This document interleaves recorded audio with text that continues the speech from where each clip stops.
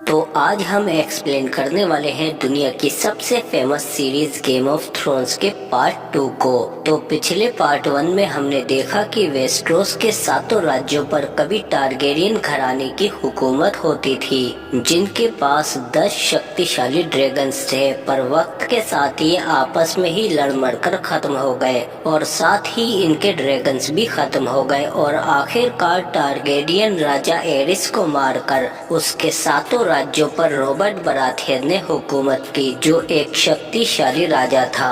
पर मरने से पहले टारगेरियन राजा एरिस ने अपने दोनों बच्चों विसेरिस और डेनेरिस को यहाँ से दूर इसोस में भेज दिया था, जहाँ डेनेरिस की शादी खाल ड्रोगो से हो गई, पर खाल ड्रोगो जल्दी ही मर गया। पर डेनेरिस के पास 3 ड्रैगन्स के अंडे थे, जिन्हें लेकर वो खाल ड्रोगो की जलती हुई चिता में जाकर बैठ गई। और तब हमें पता चलता है कि डेनेरिस एक सच्ची ड्रैगन है, क्योंकि ये आग से नहीं जलती और उसी आग में इसके तीनों ड्रैगन्स भी अंडों से बाहर निकल आते हैं। और अब डेनेरिस और ज्यादा छिपकर वेस्ट्रोस से दूर रहना नहीं चाहती। ये अपनी सेना बनाकर वेस्ट्रोस पर दोबारा हमला करने की तैयारी कर रही है, क्योंकि ये खुद भी एक टारगेरियन है और ये अपने पिता एरिस टारगेरियन का बदला लेकर अपने सातों राज्यों पर फिर से हुकूमत करके रहेगी। और इधर वेस्ट्रोस में महाराज रॉबर्ट बराथियन के दोस्त नेड स्टार्क को पता चल जाता है कि महाराज रॉबर्ट की पत्नी सर्सी के अपने भाई जिमी लेनिस्टर से नाजायज संबंध है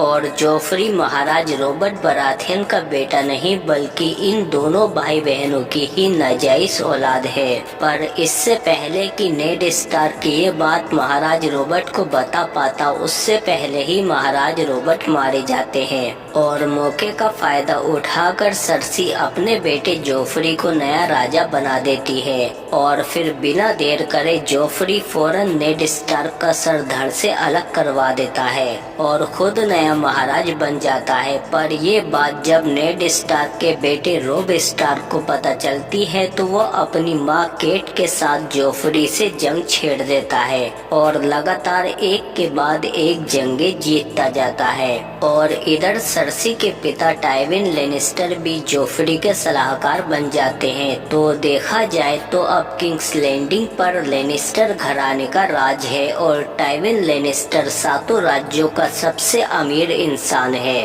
पर असली खतरा तो नॉर्थ के पीछे बर्फीले इलाके में है, जहां पर व्हाइट वॉकर रहते हैं, जिनकी तादाद बहुत ज्यादा है और इन्हें मारा नहीं जा सकता। पर इन्हें रोकने के लिए हजारों साल पहले नॉर्थ में एक बहुत बड़ी दीवार बनाई गई थी, पर हजारों साल बाद व्हाइट वॉकर्स फिर से जाग चुके हैं और अगर इन्होंने दीवार पार कर ली तो ये सातों राज्यों को मिट्टी में मिला देंगे। पर इस दीवार की रखवाली रात के पहरी करते हैं, जिनमें नेड स्टार्क का दूसरा बेटा जॉन स्नो भी है। तो क्या अब व्हाइट वॉकर के आने से पहले डेनेरिस अपने सातों राज्यों को वापस पालेगी या फिर व्हाइट वॉकर्स उससे पहले दीवार पार करके आ जाएंगे? क्या डेनेरिस अपने ड्रैगन के साथ इनसे मुकाबला कर पाएगी? चलिए पता लगाते हैं। सीरीज की शुरुआत में हम देखते हैं कि व्हाइट वॉकर्स के जाने के बाद मोटा सैम वहां से भागता है, पर तभी ये देखता है कि व्हाइट वॉकर्स ने इसके साथियों को मार दिया है। तभी एक व्हाइट वॉकर का मुर्दा गुलाम इस पर हमला कर देता है, लेकिन तभी दीवार के सिपाही आकर इसे जला देते हैं और कमांडर कहते हैं कि हमें दीवार की दूसरी तरफ जाकर सबको आगाह करना होगा।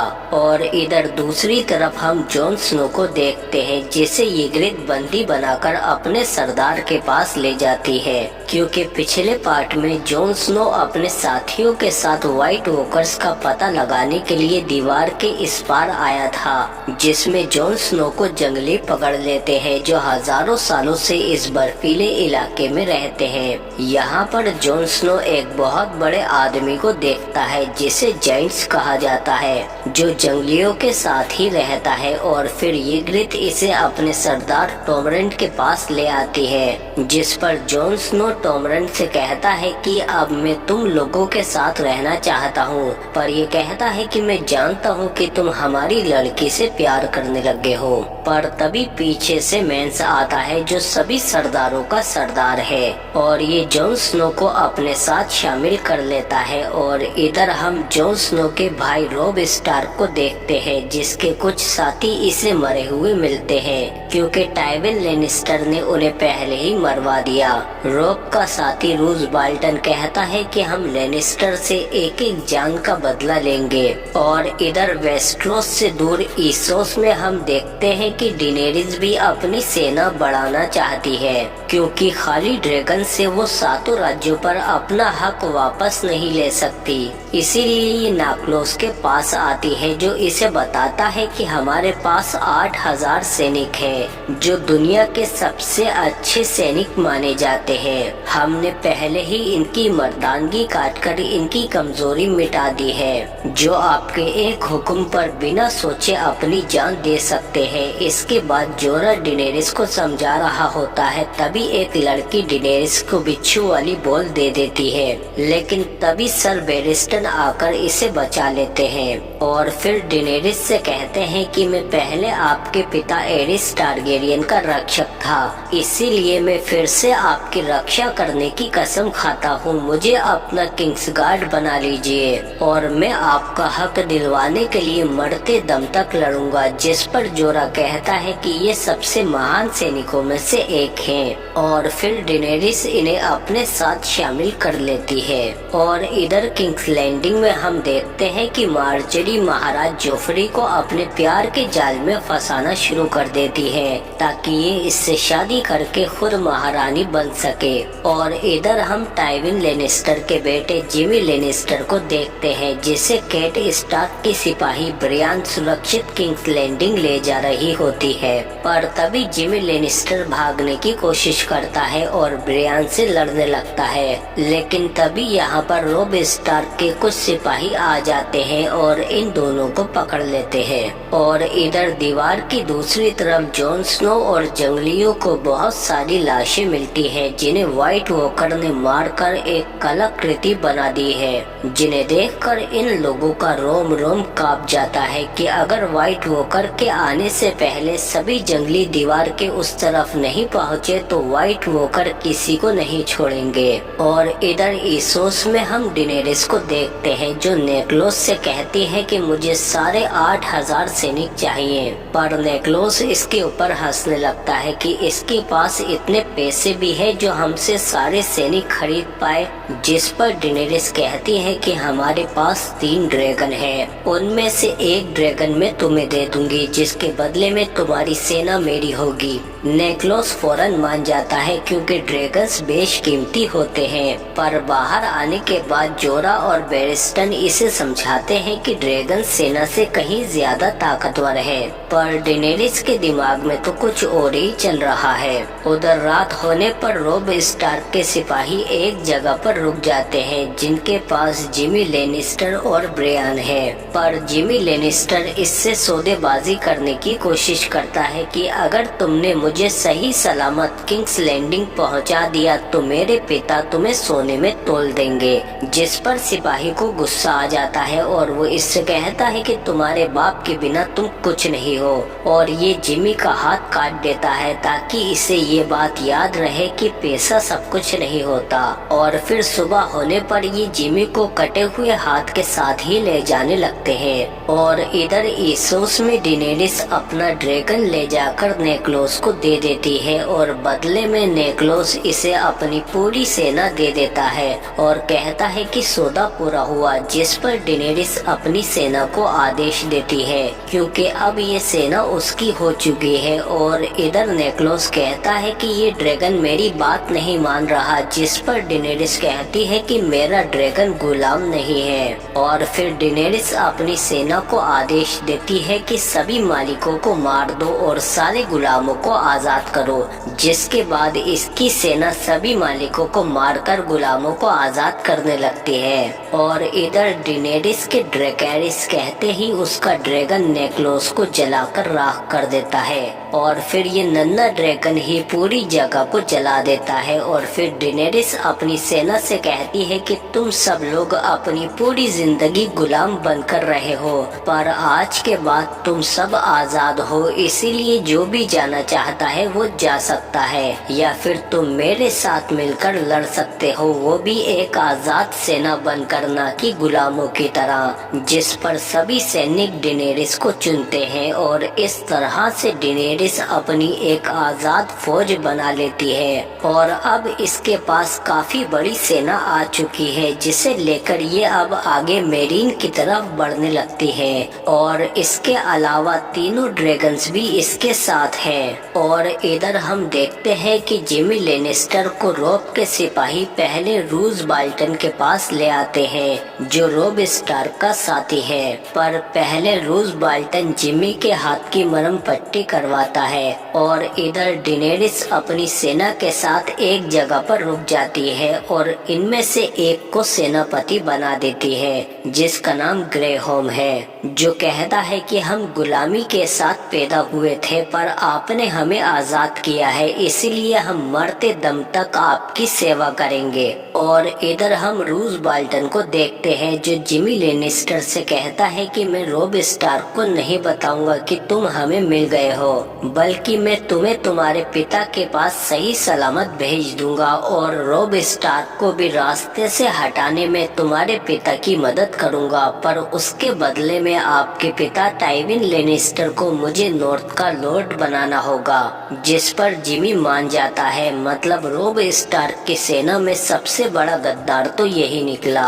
और इधर जॉन स्नो भी जंगलियों का भरोसा जीतने में कामयाब हो जाता है और ईग्रिट भी इससे काफी खुश होती है, क्योंकि ये जॉन स्नो से प्यार करने लगी है। और इधर डिनेरिस भी अपनी सेना के साथ आगे बढ़ते हुए युमकाई शहर के पास आ जाती है, जिसे पीला शहर भी कहा जाता है। पर जोरा बताता है कि यहाँ पर 2 लाख से ज्यादा गुलाम है, जिस पर डिनेरिस कहती है कि हमारे पास इन पर हमला करने की 2 लाख वजह है, इसीलिए वो सैनिकों को शहर की घेराबंदी करने को कहती है। और फिर जल्दी ही यहाँ के राजा को बुलाकर डिनेरिस के सामने पेश किया जाता है, जो डिनेरिस को काफी सोना देता है। पर डिनेरिस कहती है कि अगर तुम सभी गुलामों को आजाद कर दो तो मैं यहाँ से चली जाऊंगी। पर ये राजा कहता है कि आप हमसे जीत नहीं पाएंगी, हमारे पास मजबूत दीवारें हैं और हम आपको भी गुलाम बना लेंगे। जिस पर डिनेरिस के ड्रैगन्स भड़क जाते हैं और फिर इनको इनका सोना भी उठाने नहीं देते और बिना सोने के ही वापस भेज देते हैं। और इधर हम देखते हैं कि जंगली एक बूढ़े को पकड़ लेते हैं, जो जॉन स्नो का ही साथी था। और टॉमरन जॉन स्नो से इसे मारने को कहता है, पर जॉन स्नो उसे नहीं मारता। जिस पर टॉमरन कहता है कि ये अभी भी गद्दार है। और फिर जॉन स्नो इनके साथ लड़ने लगता है और ईग्रिट जॉन स्नो की मदद करने की कोशिश करती है, पर टॉमरन उसे रोक लेता है और इससे कहता है कि वो अभी भी एक पहरेदार है, वो हमारे साथ कभी नहीं था। और जॉन स्नो इनके साथियों को मारकर यहाँ से भाग जाता है। और इधर इसोस में हम देखते हैं कि डिनेरिस के सिपाही चुपके से युमकाई शहर में घुस जाते हैं और वहाँ के पहरेदारों को मार देते हैं। और फिर शहर के गुलाम सिपाही डिनेरिस की सेना के सामने घुटने टेक देते हैं। और जोरा डिनेरिस को आके बताता है कि युमकाई शहर अब आपका हुआ, उन लोगों ने हार मान ली है। और इधर रोब स्टार्क भी जब वेल्डर फ्रे की लड़की की शादी में आता है तो तभी अचानक से ये लोग रोब की पत्नी पर हमला कर देते हैं और रोब को भी हर तरफ से तीरों से छलनी कर देते हैं। और फिर एक एक करके रोब के सभी वफादार सिपाहियों को मार देते हैं और हॉल में किसी भी वफादार को जिंदा नहीं छोड़ा जाता। और आखिर में रूज बाल्टन आकर रोब के सीने में खंजर उतार देता है और कहता है कि टाइविन लेनिस्टर ने तुम्हें याद किया है। और इस तरह रोब भी मारा जाता है और फिर उसकी माँ को भी ये लोग मार देते हैं। इस तरह से रूस बाल्टन रोफ को मारकर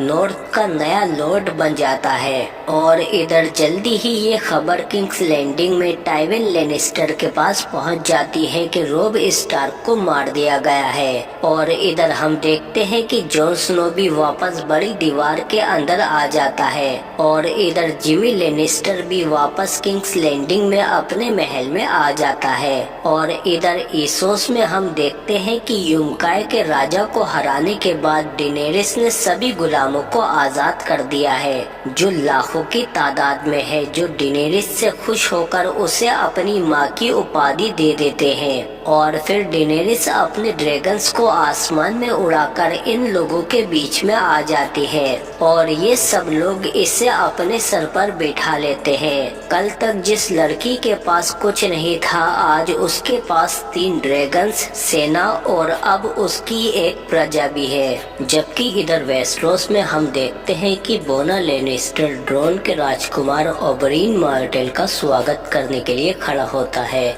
जो कुछ दिनों के लिए इनके मेहमान बनकर आए हैं। और इधर हम डेनेरिस को देखते हैं जो अपने ड्रैगन के साथ बैठी होती है। तभी पीछे से 2 ड्रैगन्स और शिकार पर लड़ते हुए आ जाते हैं और जल्दी ही हम देखते हैं कि ड्रैगन्स काफी खुखार होते जा रहे हैं। तभी यहाँ पर जोरा आ जाता है जो कहता है कि हम जाने के लिए तैयार हैं। और फिर जल्दी ही डेनेरिस अपनी फौज के पास आ जाती है जो पहले से ही तैयार होती है। और इधर किंग्स लैंडिंग में हम सांसा को देखते हैं जिसे पता चल जाता है कि इन लोगों ने उसके पिता नेड स्टार्क के बाद अब उसके भाई रोब और उसकी माँ को भी मार दिया है, पर ये कुछ नहीं कर सकती क्योंकि इसे भी इन लोगों ने महल में ही बंदी बना रखा है। और इधर जिमी लेनिस्टर के भी नया हाथ लगा दिया जाता है। और इधर हम डेनेरिस को देखते हैं जो अपनी फौज के साथ मेरीन शहर के पास आ जाती है,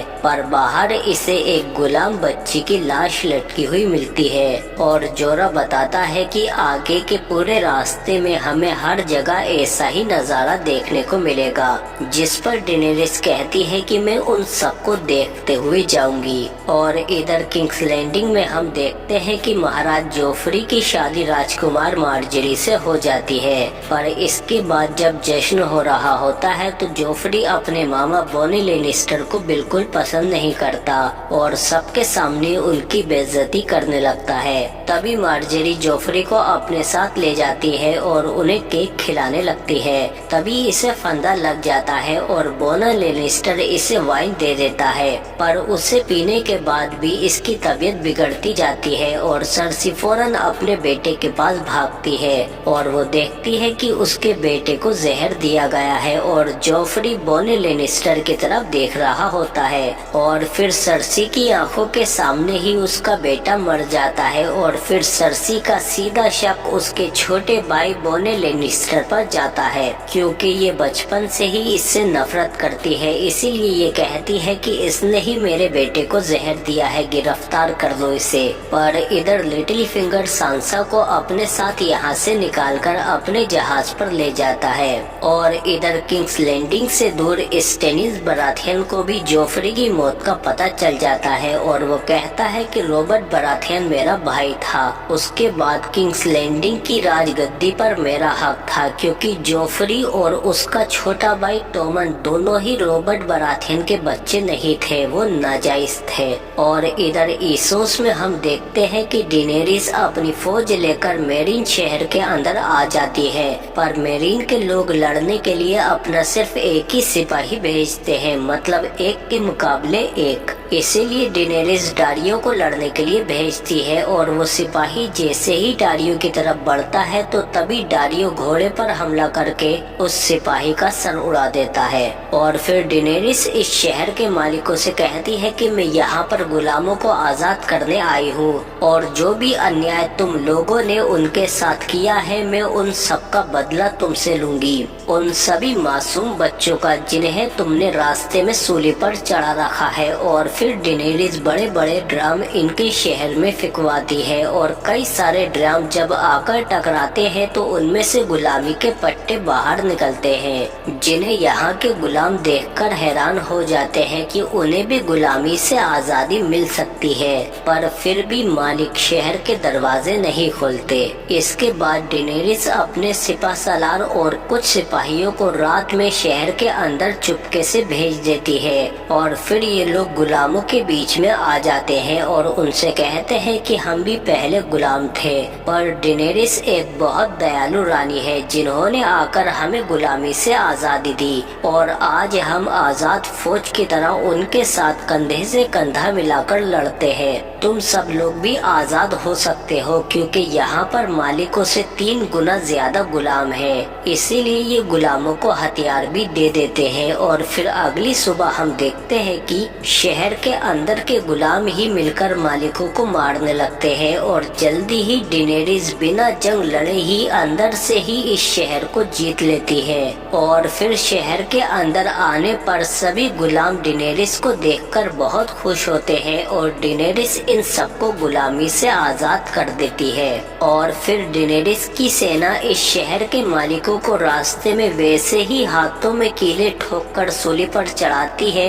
जैसे उन्होंने गुलामों के बच्चों को चढ़ा रखा था।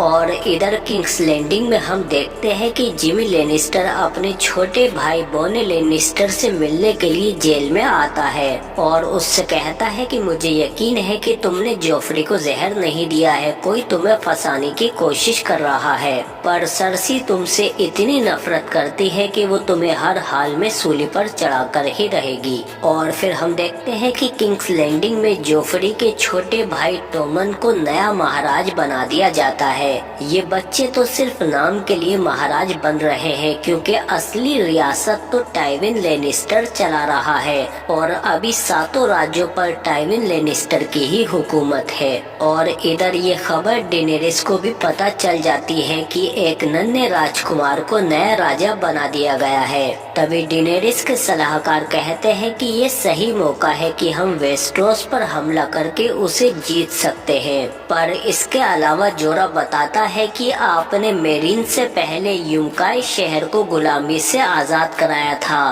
पर आपके वहाँ से यहाँ मेरीन आने के बाद मालिकों ने फिर से अपना कब्जा जमाना शुरू कर दिया है और उन गुलामों को फिर से गुलाम बनाने लगे हैं। जिस पर डेनेरिस कहती है कि मैं अभी गुलामों को ही नहीं संभाल पा रही तो वेस्टरोस जाकर अपने 7 राज्यों को कैसे संभालूंगी। इसीलिए डेनेरिस फैसला करती है कि वो पहले यहीं पर रुककर हुकूमत करेगी क्योंकि डेनेरिस आगे तक की सोच रही है और वैसे भी किंग्स लैंडिंग में राजा आजकल मच्छरों की तरह मर रहे हैं। इसीलिए डेनेरिस यहाँ रुककर पहले अपनी और ताकत बढ़ाना चाहती है क्योंकि राजा भले ही बच्चा हो पर वहाँ पर फौज तो टाइविन लेनिस्टर के हाथ में है। और इधर हम डेनेरिस के ड्रैगन को देखते हैं जो एक किसान के बच्चे के सामने अचानक से आ जाता है और उसकी बकरी को जलाकर अपने साथ ले जाता है क्योंकि अब ये ड्रैगन बड़े होने के साथ साथ खूंखार भी होते जा रहे हैं। और फिर हम देखते हैं कि डेनेरिस यहाँ महल में बैठकर यहाँ के लोगों की परेशानियों को सुलझाने लगती है।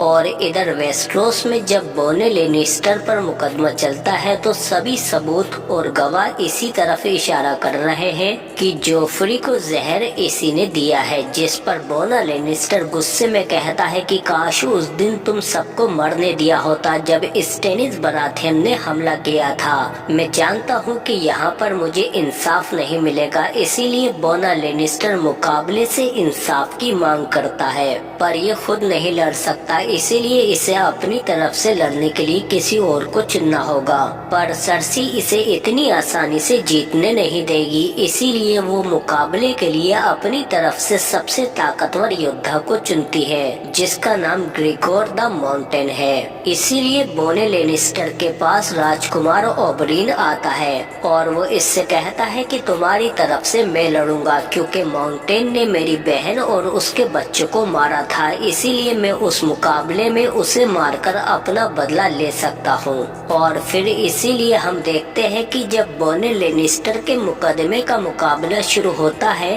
तो उसकी तरफ से राजकुमार ओबरीन लड़ता है, पर माउंटेन बहुत ज्यादा ताकतवर है जो कभी नहीं हारता। पर ओबरीन तेज होने की वजह से उससे 2 कदम आगे रहता है और उससे कहता है कि मरने से पहले मैं सबके सामने तुमसे उगलवाऊंगा कि तुमने मेरी बहन को जलाकर मारा है। और फिर हम देखते हैं कि जल्दी ही राजकुमार इसके पैर पर कट लगाकर इस पहाड़ को गिरा देता है और इसके पेट में भाला घुसेड़ देता है, पर वो इसे अभी मारता नहीं है। इससे कहता है कि पहले कबूल करो कि तुमने मेरी बहन और उसके बच्चों को जलाकर मारा था। पर मौका मिलते ही माउंटेन ओबरीन को नीचे गिरा देता है और फिर इसके सिर को बहुत जोर से दबाने लगता है और फिर कहता है कि हाँ, मैंने ही तुम्हारी बहन के बच्चों को जिंदा जलाया और फिर उसका बलात्कार किया और उसे मार दिया। और फिर वैसे ही ये राजकुमार ओबरीन का सर भी हाथों से फोड़कर उसे मार देता है। और फिर टाइविन लेनिस्टर सबके सामने खड़े होकर कहता है कि फैसला हो चुका है, बॉन लेनिस्टर को कल सुबह मौत की सजा दी जाएगी। और इधर रात को हम बड़ी दीवार पर देखते हैं कि बर्फीले इलाके से 1 लाख से भी ज्यादा जंगली हमला करने के लिए आ जाते हैं। इनके साथ विशालकाय हाथी और जाइंट्स भी है और दीवार के निचले दरवाजे पर ये लोग सबसे पहले हमला करते हैं। पर दीवार के पहरेदार इन्हें रोकने के लिए इनके सामने खड़े हो जाते हैं, पर जंगलियों की तादाद बहुत ज्यादा है और जल्दी ही ये सब अंदर आने लगते हैं। पर दीवार के पहरे इनसे लड़कर इन्हें मारने की कोशिश करते हैं, जबकि बाहर बड़े वाले दरवाजे को तोड़ने के लिए और ज्यादा जंगली आने लगते हैं। और दीवार के ऊपर की कमान जॉन स्नो संभालता है, क्योंकि जंगली दीवार पर चढ़ने की कोशिश भी कर रहे हैं, पर ये लोग पहले ही उन्हें तीरों से रोक देते हैं। तभी जाइंट्स भी एक बड़ा सा तीर चलाता है जो बहुत पावरफुल था और इधर दीवार के नीचे की तरफ जंगली छोटे छोटे दरवाजों से अंदर घुसने लगे हैं। और हम देखते हैं कि जंगलियों में यिग्रिद भी है जो अपने तीरों से काफी दीवार के पहरेदारों को मार गिराती है। और ऊपर से जॉन स्नो देखता है कि जाइंट्स विशालकाय हाथी की मदद से बड़े दरवाजे को तोड़ने की कोशिश कर रहे हैं, जिस पर जॉन स्नो अपने दोस्तों से कहता है कि बड़ा दरवाजा नहीं बच पाएगा, इसीलिए नीचे जाकर उसकी हिफाजत करो। और नीचे हम देखते हैं कि कमांडर टॉमरेन से लड़ने लगता है, पर टॉमरेन इससे ज्यादा ताकतवर है, इसीलिए वो जल्दी ही कमांडर को जख्मी कर देता है, पर कमांडर नीचे गिरकर बच जाता है। और ऊपर जॉन स्नो दीवार के ऊपर से ड्रम गिराकर हाथियों की जंजीरें तोड़ देता है, जिससे हाथी भाग जाते हैं। पर जाइंट हार नहीं मानता, इसीलिए वो खुद दरवाजे को उठाने लगता है, जिससे दरवाजा खुल जाता है। तभी जॉन स्नो कहता है कि तुम लोग ऊपर संभालो, मैं नीचे जाकर देखता हूँ। और इधर वो जाइंट भी अंदर आ जाता है, पर जॉन स्नो के साथी उसके सामने डटकर खड़े हो जाते हैं और वो जाइंट लगातार इनकी तरफ बढ़ता है। और इधर जॉन स्नो भी नीचे आकर जंगलियों को बिजली की रफ्तार से मारने लगता है। और हम देखते हैं कि जॉन स्नो एक काफी माहिर सिपाही है और दीवार का हर एक प्रहरी इस दीवार की हिफाजत के लिए अपनी आखिरी सांस तक लड़ता रहता है। तभी सैम जॉन स्नो के भेड़िए को भी खोल देता है और फिर भेड़िया भी इन जंगलियों पर टूट पड़ता है। और इधर जॉन स्नो भी बड़े वाले जंगली से लड़ रहा होता है जो काफी ताकतवर है और यिग्रिद भी काफी सारे दीवार के प्रहरियों को मार रही होती है। तभी ये जॉन स्नो को देखकर रुक जाती है, पर जॉन स्नो उस जंगली को मार गिराता है, पर पीछे मुड़ते ही ये देखता है कि यिग्रिद इसे मारने के लिए तैयार थी। पर तभी पीछे से एक बच्चा उसके सीने में तीर उतार देता है, पर जॉन स्नो फौरन भागकर यिग्रिद के पास जाता है और फिर यिग्रिद इसके हाथों में अपना दम तोड़ देती है। और इधर दीवार के ऊपर ये लोग एक बड़ी सी चेन खोल देते हैं, जिससे दीवार पर चढ़ रहे जंगलियों का एक ही बार में सफाया हो जाता है। और फिर ये लोग कहते हैं कि आज रात तो हमने इन जंगलियों को रोक लिया, पर अब भी उनकी तादाद हमसे 1000 गुना ज्यादा है, इसीलिए वो कल दोबारा हमला करेंगे। और नीचे हम देखते हैं कि सारे जंगलियों को मारने के बाद आखिर में टॉमरेन ही बचता है, जिसे जॉन स्नो बंदी बना लेता है और फिर सुबह होने पर जॉन स्नो सभी मरे हुए का जायजा लेता है और ये जब दरवाजे की तरफ जाता है तो वहाँ पर जाइंट्स मरा हुआ था क्योंकि इसके दोस्तों ने मरते दम तक उसका मुकाबला किया।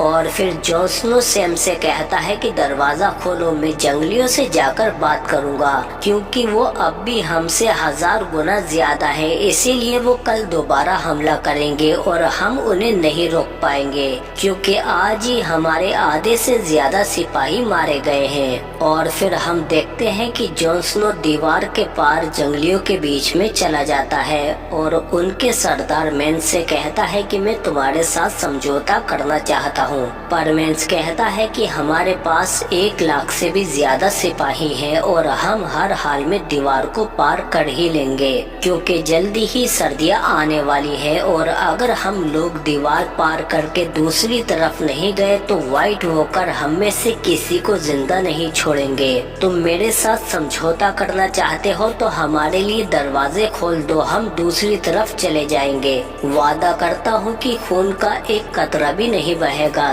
तभी मेंस को खबर मिलती है कि इनके दल पर हमला हो गया है, पर जॉन स्नो कहता है कि तुम भी जानते हो कि हमारे पास इतने सैनिक नहीं हैं। और बाहर हम देखते हैं कि एक बहुत बड़ी फौज इन जंगलियों की तरफ आ रही होती है। मेंस कहता है कि अभी कोई भी हमला मत करना और दूसरी तरफ से भी उसी फौज की दूसरी टुकड़ी इन्हें आकर घेर लेती है और जो जंगली लड़ने की कोशिश करते हैं वो मारे जाते हैं। तभी मेंस के सामने रॉबर्ट बराथियन का भाई स्टेनिस बराथियन आता है और ये फौज इसी की है। और फिर स्टेनिस बराथियन मेंस को बंदी बना लेता है और फिर ये अपनी सेना के साथ कुछ दिन के लिए दीवार में ही रुक जाता है। और इधर किंग्स लैंडिंग में हम देखते हैं कि बॉन लेनिस्टर को कल सुबह मौत की सजा दी जाएगी, इसीलिए रात को इसका भाई जिमी आकर इसे यहाँ से भगा देता है। पर भागने से पहले बॉन लेनिस्टर अपने पिता के पास चला जाता है जो वॉशरूम में थे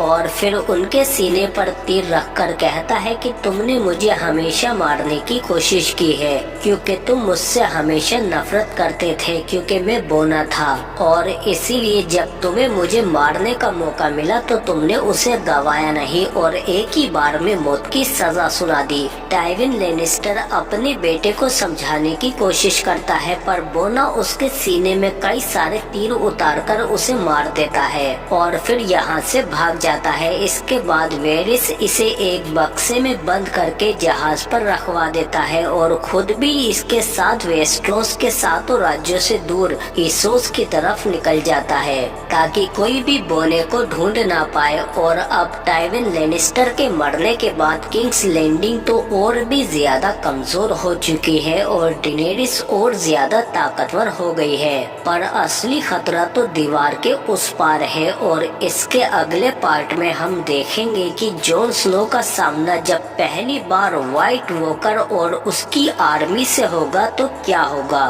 क्योंकि या व्हाइट वॉकर दीवार को पार करके अपनी फौज के साथ 7 राज्यों को तबाह कर देंगे या फिर डेनेरिस उससे पहले आकर इन्हें रोक लेगी। ये सब हमें इसके अगले पार्ट में पता चलेगा क्योंकि इस वाले पार्ट 2 में सीजन 3 और 4 यहीं पर खत्म हो जाते हैं।